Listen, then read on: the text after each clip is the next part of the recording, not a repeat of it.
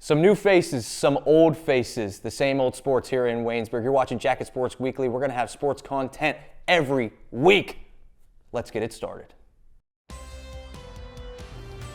Welcome to JSW, WCTV's home for Waynesburg sports. Watch our analysts discuss fall, winter, and spring sports and cover topics such as athletes of the week, phenomenal plays, and intense games on a weekly basis. Tune in every Tuesday to hear what's going on with your favorite sports at Waynesburg University here on Jacket Sports Weekly. Where else would you want to be on? Where else would you rather be? Welcome back into Jacket Sports Weekly. Now, usually last year what we did is we kind of went over the sports that we were going to kind of give like a brief recap of the ones that we have coming up next. But this time we're going to do all fall sports. So the sports that we don't cover on the main segments, we're going to be doing in this segment. My name is Seth Adams, and today I'm joined by Meg Berry to discuss said sports. And Meg, let's start off with the cross-country team, men and women's. Just give us a little bit of what they had going on this last couple weeks. Cross country, second meet of the year. They started it off really early with a pack preview meet, it's called. So in this pack preview meet, it's pretty self-explanatory. It's basically a pre-pack championship meet before actual packs. So it gives the runners a chance to see the competition, see the course that they're going to be running on, and how to adapt and how to prepare for that for later in the season. But the men ran the 8K this week.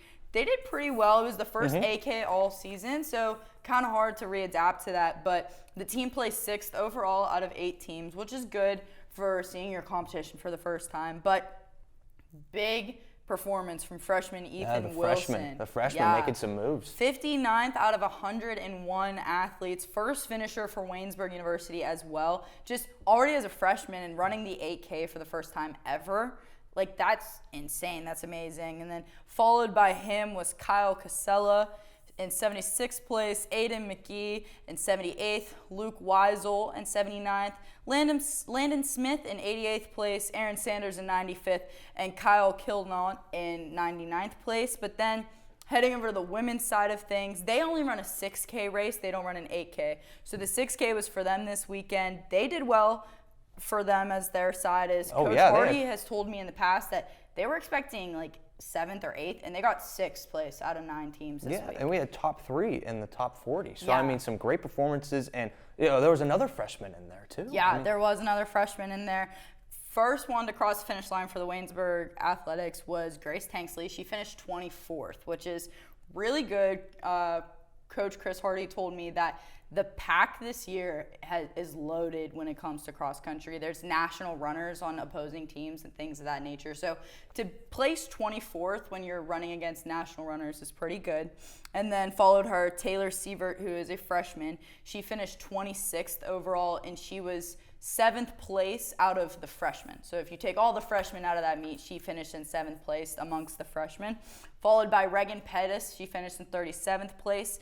Jaylene Mundarf in 53rd place. And then Erin DeLong, 54th, Chloe Fields, 55th, and Lily Ryder, 72nd place. So overall, a really good weekend for these athletes. Not all of them were there because of retreats and other class scheduling and things of that nature, but this does give them a really good look ahead of what to expect heading into that meet at the end of the season. Yes, it's ways away. It's not until October, but this is kind of like almost like a cheat code, like an ultimate cheat code to prepare and figure out what the team needs to do better leading into that meet, even though it's at the end of the season. You can prepare for it right now. And it's a start, too. It's getting an understanding of what you got on your squad, and I feel like that's a great way to start it out. I mean, 6. It's just feeling some things out, and the fact that they have a lot of freshmen in that mix too, that's huge. That is huge, especially because they've never run at this level before. They're not running races this long, and then they come in here and they're placing pretty high up already, which is amazing. But both of these teams have a meet this Saturday at the Bethany Invitational. I've heard from some of the athletes that this is more of a hilly race.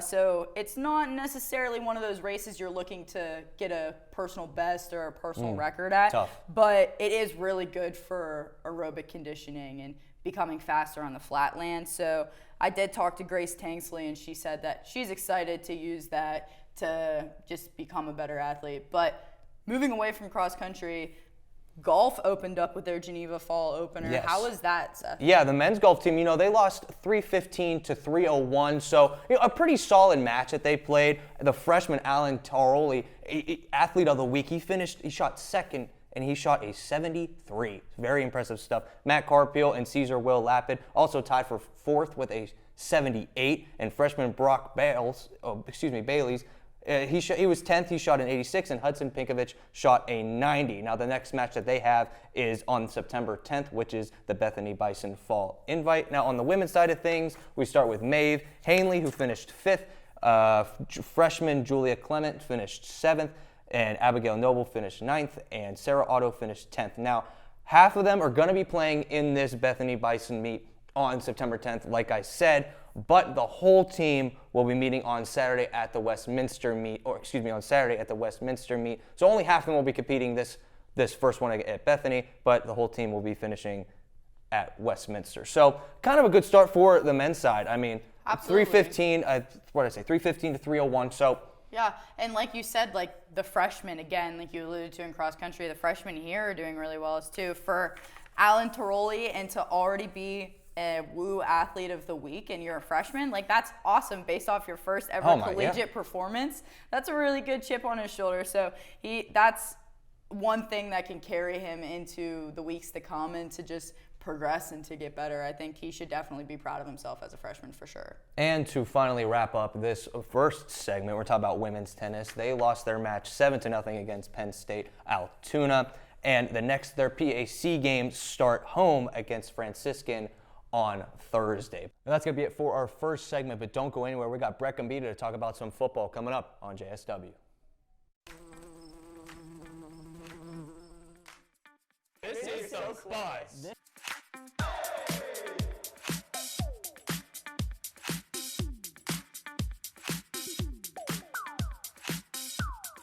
Cornucopia.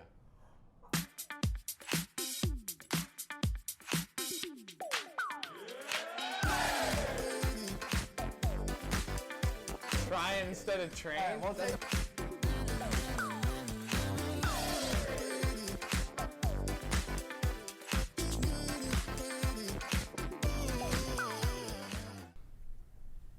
Welcome back into Jacket Sports Weekly. Now we're going to start this segment off with some football with Brett Gambita. Now, Brett, it's been a rough weekend for Waynesburg football, you could say, and let's just start off this segment with how are you doing today, Brett? Well, I'm doing great. How are you guys? Fantastic. Fantastic. very Nowhere happy else to be I'd here. rather be. Where else? I gotta say, Monday? a lot of the times I saw you on this show last year, I was looking at you through a screen, so it's good to see you eye to eye. Eye to eye. Eye to eye. So let's start with the first question. 41-7 loss. I mean, are there any positives from this game, Brett?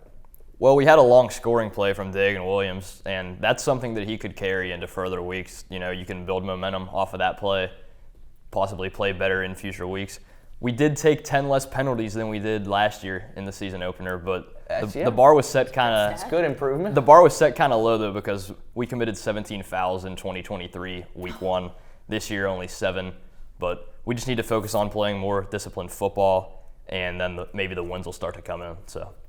Yeah, and then definitely that's a great stat to be a little more disciplined, but to branch off of that, and you kind of already maybe added on this, but after seeing Saturday's home opener and seeing a lot of the Waynesburg roster, because during the second quarter they started to play their second stringers, but what is the number one thing that needs to be adjusted to be successful against Westminster this Saturday? I'll double down on what I said. I think they need to play more disciplined football, and being more specific about that, we had 3 holdings on kickoffs. That sets our starting field position back by 10 yards each time. If we could have not committed those holding fouls, then we could have had better starting field position on each drive. And our first half went like this: punt, punt, punt, punt, end of half. So Our punter had a really good day. He did. He had a freshman, came out there, had a fantastic Shout day. out Landon Bradley. Yeah. Usually not a statistic you want to see. I mean, a punter's really important, but I'm sure he doesn't even really want to be out there because he knows when he is that much, that's not a really great result for his team. You could say that. Now let's move past this game a little bit. Let's go into this Saturday. They're on the road against Westminster. What can this team do to maybe make this a closer game than what we saw on Saturday? Well, one thing is Coach Cornelius Coleman actually coached with Scott Benzel on the Robert Morris staff in the late 2000s, so some of the philosophies that Benzel brings to the table might be familiar with Coleman, so that could give us a way to look at the game plan differently, knowing that Coleman has a relationship with Westminster's head coach. But we still don't know who's starting at quarterback, so it might be a little bit rough to figure out going into that game. But I think the message is the same. We just need to execute better as a team.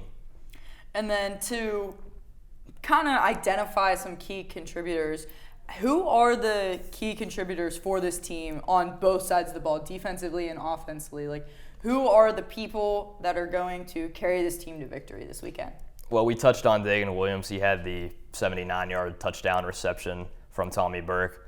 Another one I want to mention is Deshaun Wyckoff, who he was a little bit further down the depth chart in the wide receiver room, but this could unlock more playing time. He had 39 yards on 4 catches, and yeah, he came in the game. He was behind other guys on the depth chart, so possibly earning more playing time there. And then Isaac Trout, the leader of the wide receiving corps, led our team in catches this week.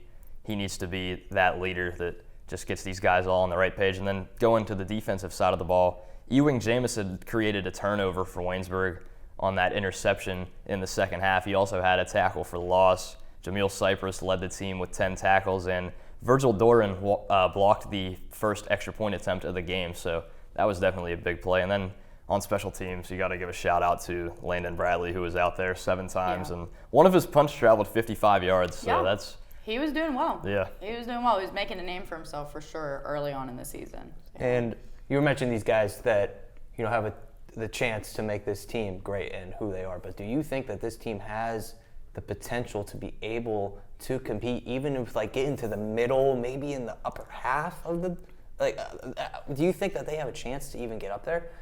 I see it being similar to last season. Last season we went 2-8, but there were wins there that we let slip away, especially the home opener against Allegheny. So if we can just nail down some of these aspects of the game and just minimize our mistakes, then this football team could have maybe 3 or 4 wins compared to the 2 from last year.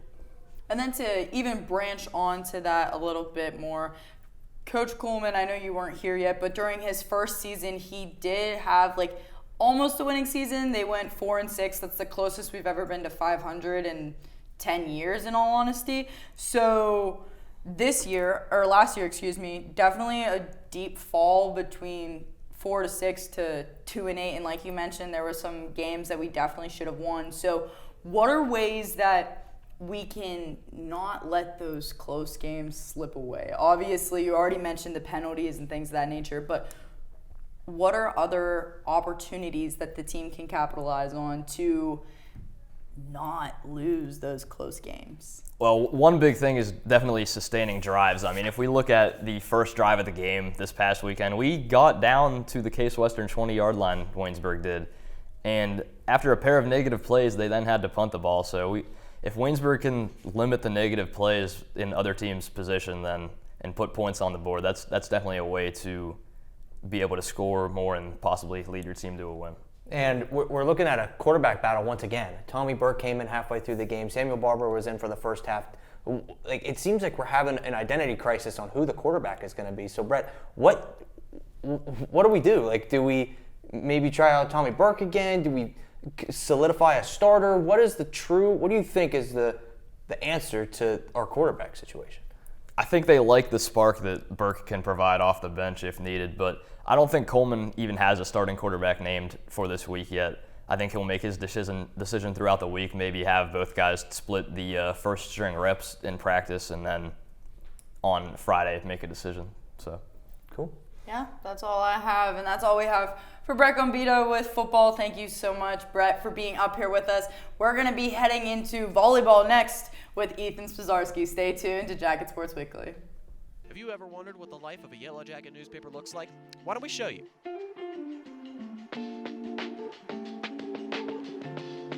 Straight from the printing press to our editor's desk into the newsstands, you can pick up your own copy of the Yellow Jacket newspaper in Buell Hall, the Stover Campus Center, or any of our other newsstand locations on campus.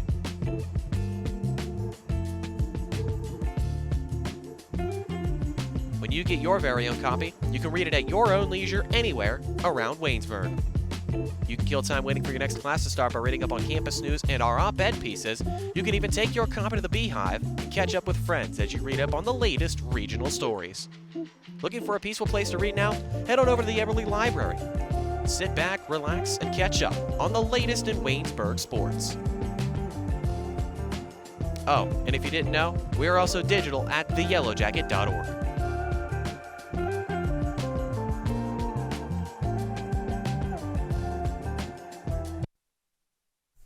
Welcome back to Jacket Sports Weekly. We are now heading into our next segment to talk about women's volleyball, and here to do it with us is none other than Ethan Spazarski. So, Ethan, how are you doing today, sir?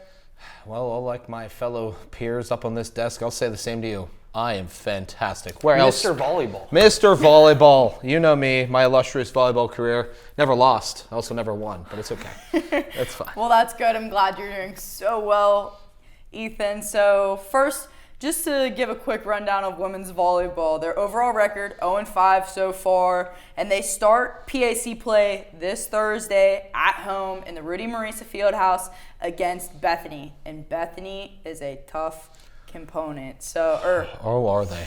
It's going to be an interesting first PAC matchup. So my first question to you, Ethan, is they've had a long break, the women's volleyball team. So how is this long break going to help them going into this tough opponent? I think really for them, it's really just kind of getting your set, building the foundation. Hope Johnston, first-year head coach for volleyball. She came over from PAC opponent Westminster. She was assistant coach over there.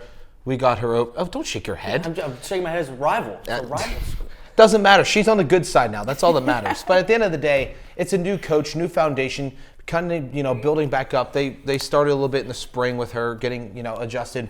But I just want to mention this tournament that they were involved with, when they were like Olivet, Monmouth, Kalamazoo, Bluffton. First of all, great college names, by the way. I have never seen such a great organization of colleges. But the best PAC team that came out of there went 1-3, and that was Allegheny. Yeah. So all PAC schools that participated in that tournament, it wasn't like it was a golden fest and it was just Waynesburg who struggled. Mm-hmm. But for Waynesburg especially, coming into Bethany, getting your time, you're taking advantage of this moment, that's really, you build a foundation, get ready, because this team can do a lot. They can compete coming into it. But I think the biggest part is, you had all this time off, memory of a goldfish. I kind of repeat that line a lot when I'm up here on the desk, but it holds true to every sport. Memory of a goldfish. Women's team has lost 13 straight sets. Memory of a goldfish. Let's forget it. They won the middle two in their first matchup against Olivet, and after that, it's been just straight 14 straight set losses. Let's forget about it. We're here. We're in the Rudy. It is a really good Bethany team. I had the chance to announce last year with Seth here for them, and we saw the women hand in hand. They came at it, but Waynesburg competed though. If you go back and watch it, which I highly recommend you do, it was really well put together. I have no shame at all. It went, if I remember correctly, it went to the fourth or fifth set. Waynesburg was competing with a really good team, and they can. It's just you got to be able to maintain and continue that progression that they had, because if you just take your foot off the gas and lose it, it's over. You got to be able to compete. And like you said, they're on this super long losing streak. But Ethan, what do you think this team can do to maybe gain some confidence back? You're down. You've been down for the count for a pretty long time now. What can this team do? They got a new coach, like you said.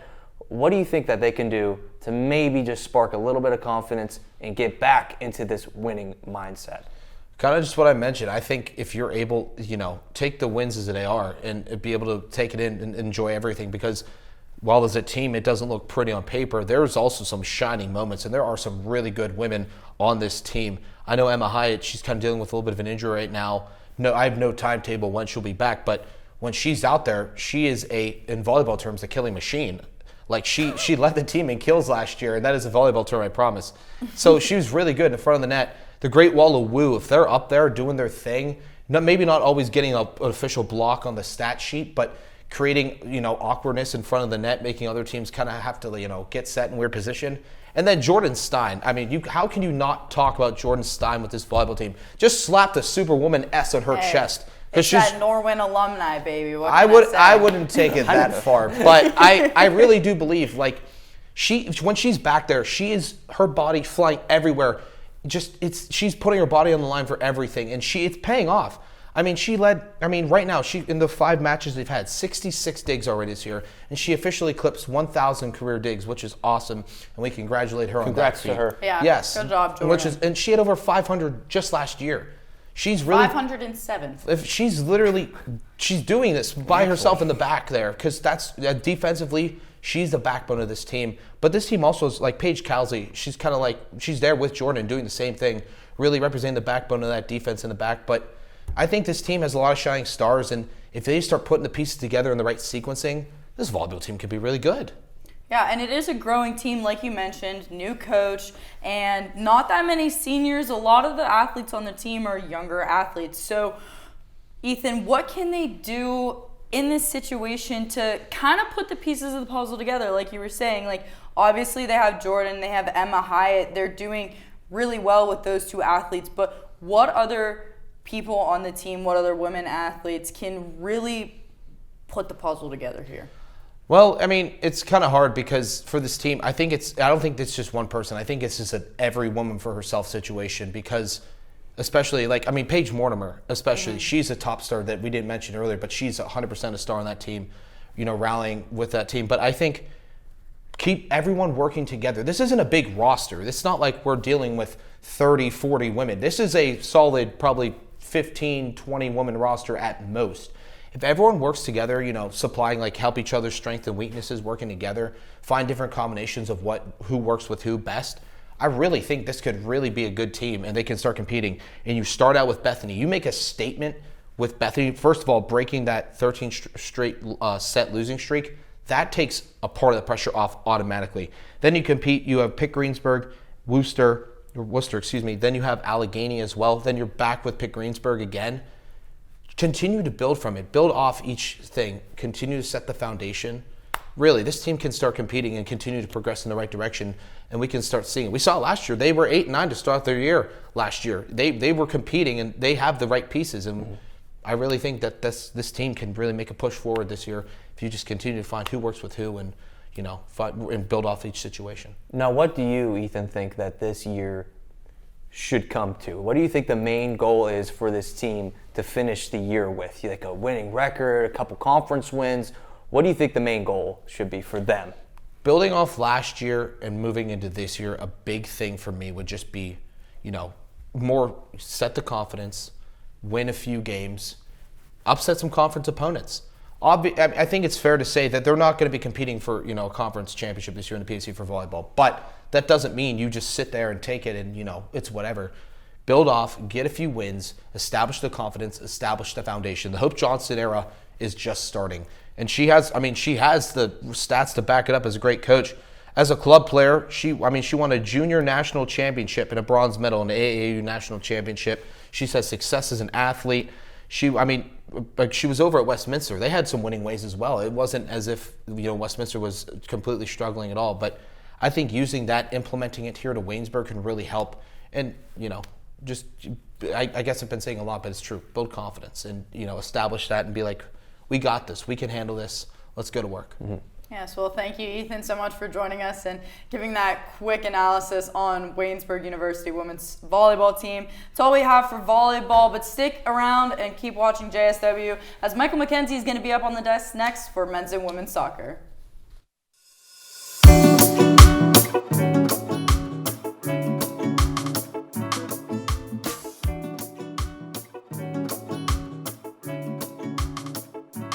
You're listening to WCYJ FM 99.5 The Hive, your home for everything Waynesburg. Our campus radio station gives students like you a chance to work in live studio environment without ever leaving Waynesburg.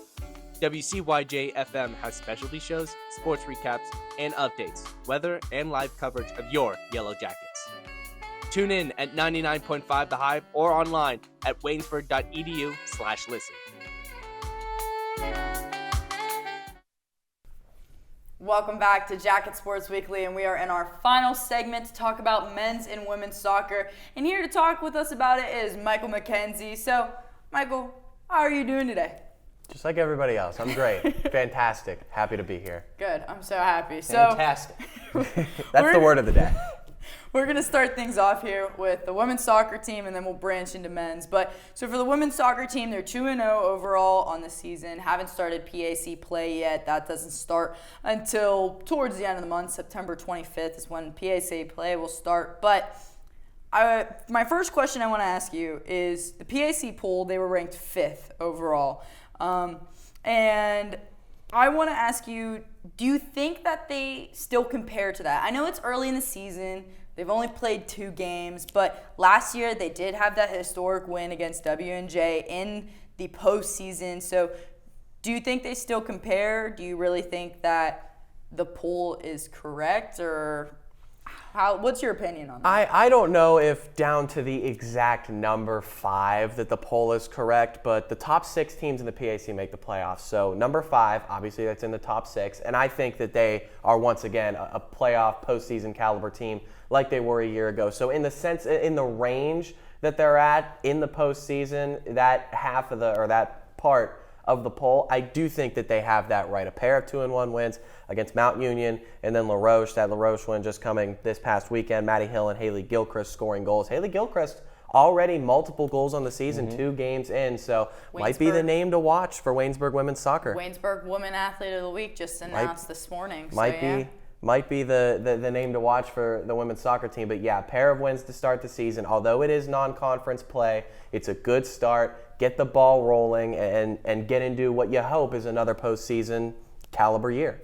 And we look at the 2 games that we've had already. Mount Union, it was a 2-1 win. La Roche, a 2-1 win. They got the formula. Both those games, they were down, though. They were down 1-0 in both of those games. So can we talk about the fight that this team has, and how important is it to have a team that is willing to be able to come back from something and not just give up when they're down? I mean, that's huge. A lot of it is about mentality. You hear it from coaches, from players, even from fans. Mentality, the ability to stay mentally strong when down, even if it's by 1 goal or it's by 5 goals. Being able to stay mentally strong, that's a huge attribute and a huge bonus for a team like Waynesburg now that they're 2-0 on the season. Against La Roche, I think that win, you kind of attribute that to them being able to control the ball, able to stay around the midfield and get on the offensive attack a lot. They had 18 shots in that game. La Roche only had 8. They had 11 shots on goal compared to La Roche's 4. 11 shots on goal. You'd like to see a few more hit the back of the net, but that many opportunities compared to just 4 for La Roche, that is a winning formula for Waynesburg. So being able to control the ball, attribute that to the midfield and the strikers on this team to control the ball. That first game against Mount Union, they did take more shots, 18-12. The shots on goal, 6-5 in favor of Mount Union. But Waynesburg being able to take advantage of their opportunities more so than Mount Union, that was the first game win. The second game win, the amount of opportunities they had compared to La Roche, you're going to win that game probably 9.5 times out of 10. I don't know how you can win half a game. Actually, I do know how you can win half a game in soccer. A tie. But they win that game. They win that game 9.5 times out of 10, considering how many more opportunities they had to score than La Roche did. Yeah. And to transition now from the women's soccer team to the men's soccer team, they're also 2-0 overall so far in this season. Their next home game is this Wednesday versus Pitt Greensburg. And again, they don't start PAC play until the end of the month, later in September. But they also were ranked 5th overall in the preseason poll. And my question for you, Mike, is there's only 3 seniors on this team. So this team is very young. And how do you think the youngness of this team has affected them? Whether it's in a good way or a bad way, how has it affected this team overall? Well, obviously getting off to 2 wins to start the year with a young squad, that's a good way to get the ball rolling. The same as I said for the women's thing. They got the ball rolling with a pair of 2-1 wins. 1-0 against Hiram, 2-1 against La Roche. Way to get the ball rolling for the men's team. A lot of that Hiram win gets attributed to Michael Frankus. 7 saves against shots on goal against Hiram last week. Waynesburg only took 4 shots on goal that entire game or entire match against Hiram.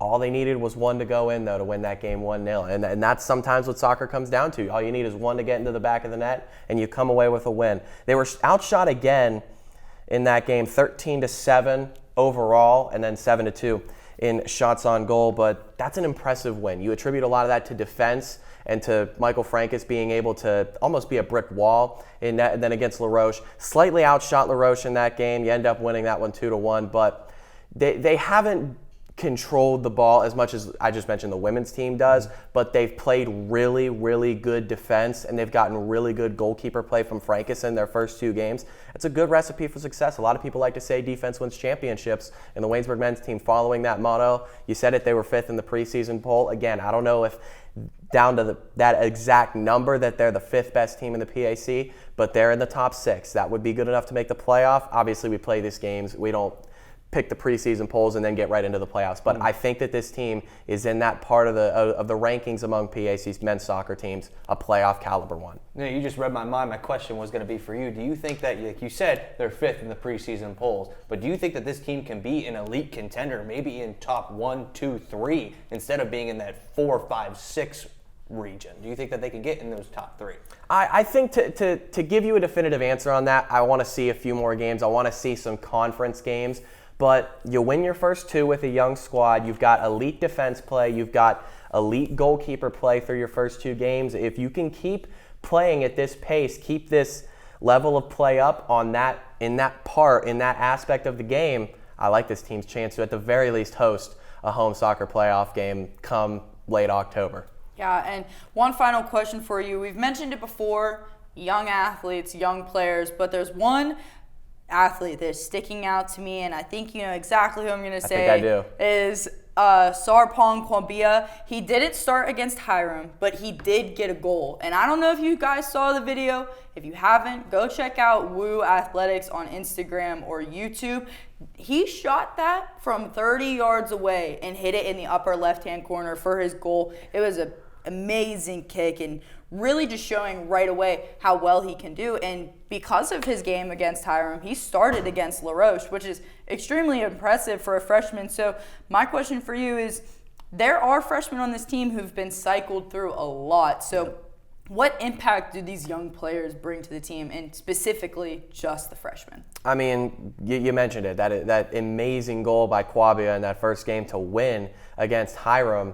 I mean that's immediate impact that you cannot overstate. I think that these freshmen, they're going to have to play a bigger part, specifically Kwabia, now that he has made his way into the starting lineup, at least for a game. You got to imagine that's not the only time he's going to start for Waynesburg this season. So if they can keep that up, I mean, from about 30 yards out, that stuff we barely see professionals hit in practice without a goalkeeper there in the spot he put that ball. So if he doesn't have to do that every single game, obviously, but if Kwabia can continue to score goals here and there, keep that level of play up that he has had these first 2 games, he can lead the rest of that freshman class and get them on track with what they want to do, not only just the freshmen, but the entire squad being a younger team. And if they can follow in his footsteps, if he can lead that freshman class and the rest of the team can keep this pace, I like their chances to go far this year. Well, thank you so much, Mike, for sitting at the desk with us, and thank you to Meg and all the other guys on the panel, Ethan Spazarski and Brett Gambita, and our new producers, Tyler Aaron and Mia Hankins. You'll see us every Tuesday for some more Jackets content right here on WCTV. Have a good one, everyone.